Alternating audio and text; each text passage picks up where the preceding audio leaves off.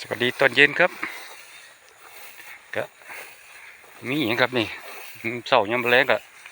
เลาะตะเขาตะน้ำอยู่ซ้ำนี่หรอกครับบ่ในพอเจียวดีครับนี่เม็ดเฉียวยังมีอยู่แล้วครับเนาะก็ล่มแน่แล้วครับเขาถึง